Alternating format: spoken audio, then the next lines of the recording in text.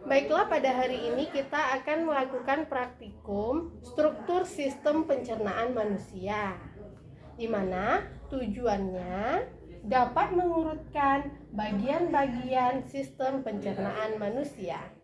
Sistem pencernaan manusia sangat diperlukan oleh manusia karena sistem pencernaan dapat mengolah bahan makanan yang bersifat kompleks menjadi bahan makanan yang lebih sederhana yang dapat diserap oleh tubuh menjadi nutrisi dan energi.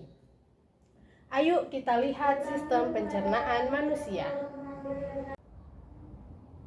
Sistem pencernaan manusia terdiri dari organ utama dan organ aksesori. Kita bahas dari organ utama. Organ utama ada mulut, kerongkongan, lambung, usus halus, usus besar, dan anus.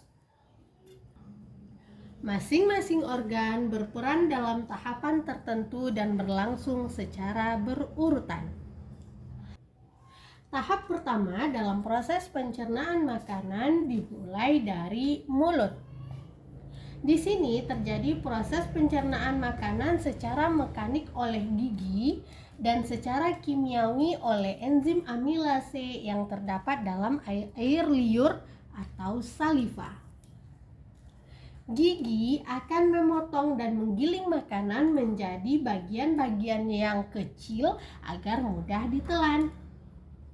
Lidah membantu untuk mengatur posisi makanan di dalam mulut serta mencampurnya dengan air liur.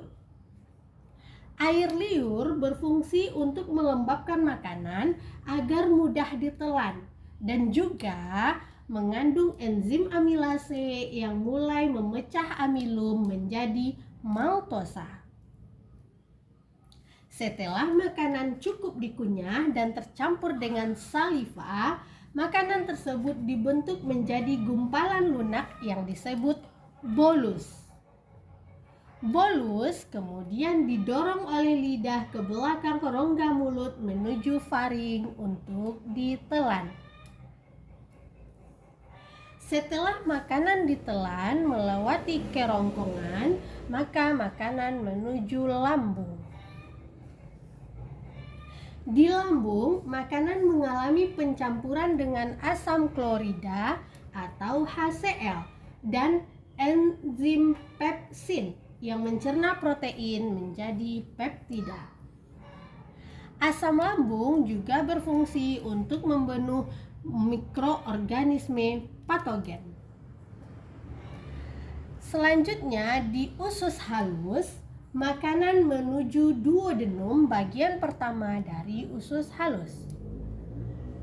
Di sini cairan empedu dari hati membantu mengumulsi lemak, sementara enzim dari pankreas yaitu amilase, lipase, dan tripsin melanjutkan pemecahan karbohidrat menjadi glukosa.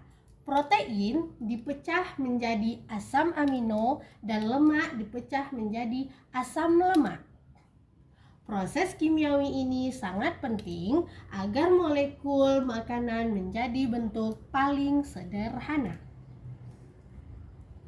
Selanjutnya terjadi proses absorpsi, yaitu proses penyerapan zat-zat gizi hasil pencernaan dari saluran pencernaan ke dalam aliran darah atau sistem limfa agar dapat didistribusikan ke seluruh tubuh dan digunakan oleh sel-sel untuk berbagai fungsi vital. Proses absorpsi terutama terjadi di usus halus, khususnya di bagian jejunum dan ilium. Sisa makanan yang tidak tercerna dan tidak diserap seperti serat dan zat buangan lainnya akan diproses di usus besar. Di sini, air dan beberapa zat mineral diserap kembali dan sisa-sisanya dibentuk menjadi feses.